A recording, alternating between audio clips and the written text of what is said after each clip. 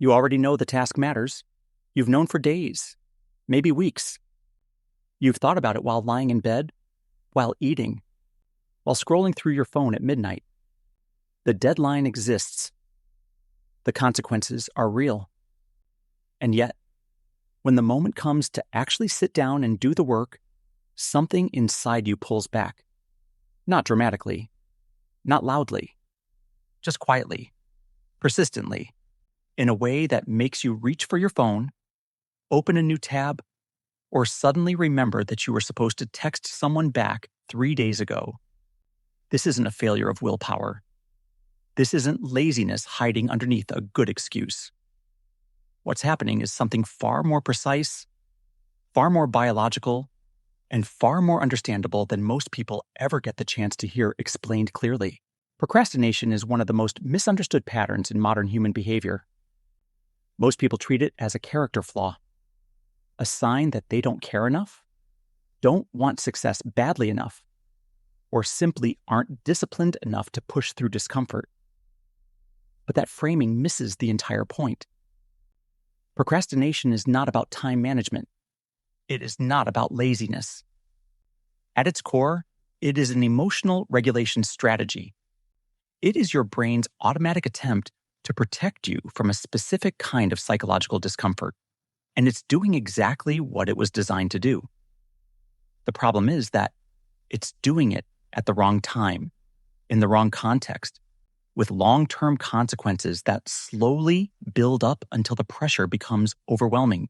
To understand why you procrastinate on tasks that genuinely matter to you, you have to understand something about how the brain processes threat. Your brain doesn't distinguish very well between physical danger and psychological discomfort. When a task feels overwhelming, ambiguous, or loaded with the possibility of failure and judgment, the brain registers that as a form of threat. Not the kind that makes you run, but the kind that makes you freeze, redirect, and seek relief. The amygdala, which is the brain's threat detection center, becomes involved. And once the brain starts associating a task with discomfort, the path of least resistance becomes avoidance. Every time you avoid the task, there's a tiny moment of relief. That relief is real, and the brain remembers it. This is where dopamine becomes central to the story. Dopamine is commonly described as the pleasure chemical, but that's not the most accurate framing. Dopamine is, more precisely, the anticipation and reward signal. It's the chemical that drives you toward things the brain predicts will feel good.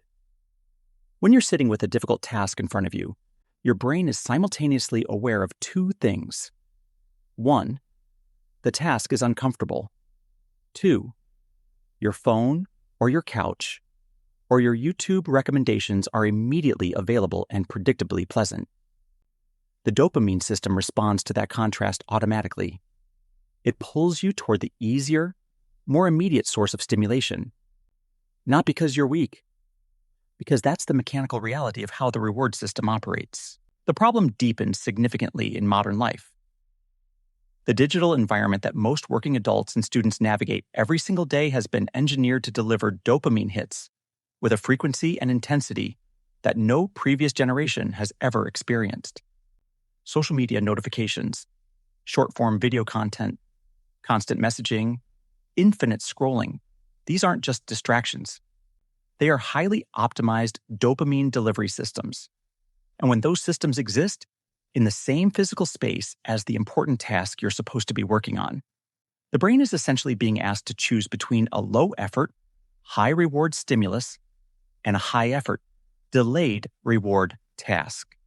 From a purely neurological standpoint, the deck is stacked against you before you even sit down. There is also a cognitive component to procrastination that rarely gets discussed with enough precision. It's called temporal discounting. The human brain naturally values immediate rewards more than future rewards, even when the future reward is objectively larger and more important. This isn't irrational. It's a survival mechanism. Historically, certainty in the present was always more valuable than uncertainty in the future. But in the modern world, where the most important goals are almost always long-term, this bias becomes a significant obstacle. When you delay working on something important, your brain isn't being stupid. It's applying an ancient valuation system to a situation it wasn't designed for. The future version of you who benefits from the completed work feels psychologically distant, almost like a different person. And so the brain deprioritizes their needs in favor of what feels relevant right now. This connects to something deeper about identity and self-perception. Research in behavioral psychology has consistently shown that people's ability to follow through on important tasks is tightly linked to how they see themselves in relation to those tasks. If a part of you holds the belief, even quietly, that you're someone who struggles, someone who always waits until the last minute, someone who can't quite get their act together, that self-concept becomes a kind of behavioral script. Your actions tend to align with your identity, not because you consciously choose to sabotage yourself, but because the brain is always working to maintain consistency between what you believe about yourself and how you behave. Procrastination, in this sense, can be a symptom of an identity that hasn't yet caught up with the goals you're trying to pursue.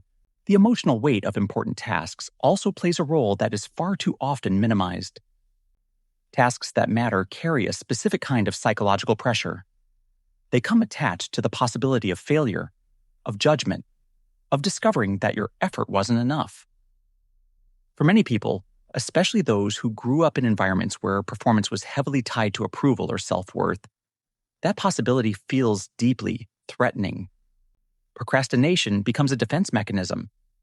If you never fully try, you can never fully fail. If you wait until the last minute and do a rushed job, you can tell yourself that you would have done better if you'd had more time. The task doesn't get done well, but the ego stays protected. This is known in psychology as self-handicapping, and it's far more common than most people are willing to admit. Mental fatigue adds another layer to this entire dynamic. Cognitive resources are not infinite. Decision fatigue, mental overload, and the constant low-grade stress of modern digital life all drain the same cognitive reserves that you need to initiate and sustain effort on demanding tasks. By the time many people sit down to work on something important, they've already spent hours processing information, managing minor decisions, navigating social interactions online, and absorbing stimulation from their environment. The brain is tired in a way that sleep doesn't always fix, and a tired brain has a much lower threshold for avoidance. The discomfort of the task feels amplified. The appeal of something easier feels amplified. And so procrastination happens not out of indifference, but out of a cognitive system that has already been pushed close to its limit. Understanding all of this changes the approach entirely. Because if procrastination is fundamentally about emotional regulation and neurological patterns, then the solution isn't to simply try harder or feel worse about yourself for struggling. Shame, interestingly, makes procrastination worse. Research has shown that people who respond to procrastination with self-criticism are more likely to procrastinate again on the next task. Self-compassion, on the other hand, appears to create more psychological space for re-engagement. When you don't spend energy beating yourself up for the delay, you have more cognitive resources available to actually begin. The environment you work in matters more than motivation does. Motivation is a mental state, and mental states fluctuate constantly depending on sleep, stress, and neurochemical balance. The physical and digital environment, however, can be structured in ways that reduce the friction involved in doing important work and increase the friction involved in avoidance. Removing your phone from the room changes the cognitive calculus. It's not a dramatic solution, but it works because it removes the immediate, high dopamine alternative from the equation. When avoidance requires effort, the brain is more likely to redirect toward what's available, which becomes the task itself. This is sometimes called environment design, and it works precisely because it operates at the level of behavioral mechanics rather than relying on willpower. Task initiation is also worth addressing specifically, because the beginning is almost always the hardest part. This is consistent with what neuroscience tells us about the anterior cingulate cortex and its role in initiating effortful behavior. Getting started on something cognitively demanding requires the brain to shift from a default low energy mode into a more activated state. That transition costs something. It creates momentary resistance. But research consistently shows that once you begin, the resistance drops significantly. Something called the Zeigarnik effect comes into play, which describes the brain's tendency to remain mentally engaged with unfinished tasks. Once you start, your brain actually begins to hold the task in working memory in a way that sustains attention more naturally. The problem is never really the middle of the work. It's the first 2 minutes. This is why the strategy of committing to just 2 minutes, or just one paragraph, or just one small action, isn't a trick. It's a neurologically sound approach to bypassing the initiation barrier. You're not trying to override your brain's resistance with raw force. You're using a smaller request to lower the perceived cost of beginning, which reduces the amygdala's threat response just enough to let you get started. Once you're in the task, the system changes. Momentum builds. Cognitive engagement increases. And the discomfort that made the task feel so unapproachable tends to dissolve. Not because the task got easier, but because your brain shifted into a different functional mode. The deeper reframe that matters most, though, is about the story you tell yourself regarding procrastination. Most people experience it as evidence of personal failure, as proof that they lack something essential. But procrastination is better understood as a signal. It's telling you something about how your brain is experiencing the task, about the emotional weight it's carrying, about the level of cognitive depletion in your system, and about the gap between your current identity and the person your goals require you to become. Treating it as information rather than as a verdict changes the relationship you have with yourself when it happens. The brain is not your enemy in this process. It is doing exactly what it was built to do, which is protect you from discomfort and move you toward relief. What becomes necessary gradually is teaching it that the important work is worth the discomfort, not through punishment or shame, but through repeated experience of the other side. Every time you begin a task, despite the resistance, and discover that it was manageable, the brain updates its prediction. The association between the task and threat weakens slightly. The association between effort and reward strengthens slightly.